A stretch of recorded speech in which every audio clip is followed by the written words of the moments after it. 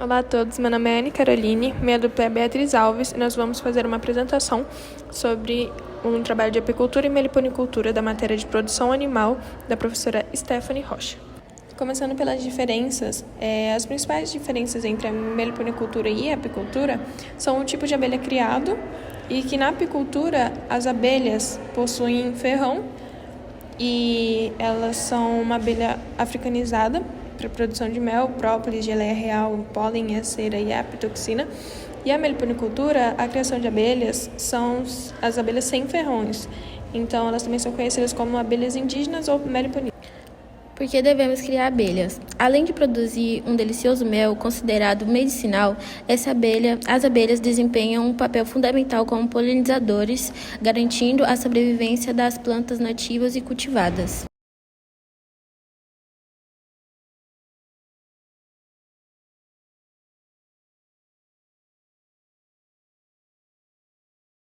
Qual o principal motivo pelo qual os meliponicultores devem manter as colmeias fortes e populosas?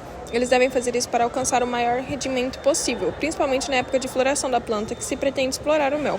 E o desaparecimento das meliponinas é muito prejudicial tanto à flora quanto à fauna silvestre.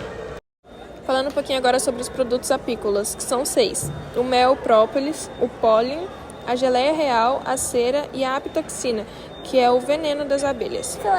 Quais as características pessoais que um apicultor deve ter? Ele deve ser paciente, deve ser muito observador, ter a capacidade de observar e entender os comportamentos das abelhas e as condições da colmeia. A resiliência, que é a habilidade para lidar com os desafios, com as doenças das abelhas ou as mudanças climáticas até. Ele deve ser curioso, ter habilidade manual, deve ter o compromisso com a segurança também, a consciência dos riscos envolvidos e disposição para usar os equipamentos de produção adequados. E deve ter a responsabilidade, que é o comprometimento com o bem-estar das abelhas e a sustentabilidade prática disso. Ali na curiosidade, ele deve ter o desejo de aprender continuamente sobre a biologia das abelhas e as técnicas da apicultura também. Agora, continuando, vou explicar sobre o apiário. Essa é a nossa pirâmide do apiário, de como é montada. É montada pela tampa, a tela de transporte, a melgueira.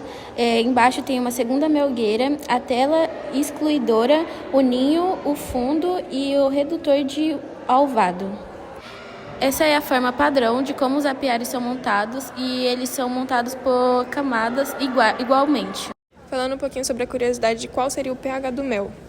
Ele pode variar muito entre 3,4 e 6,1, mas ele tem uma média de 3,9.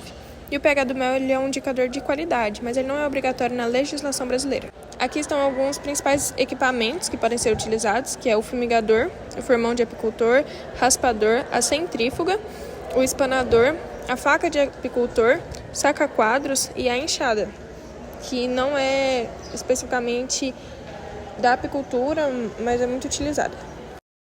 A Lei 14.639, de 25 de julho de 2023, institui a Política Nacional de Incentivo à Produção Melífera. A lei visa incentivar a produção de mel e o desenvolvimento dos produtos e serviços apícolas e melipolícolas. Agradeço a todos pela atenção e pela oportunidade.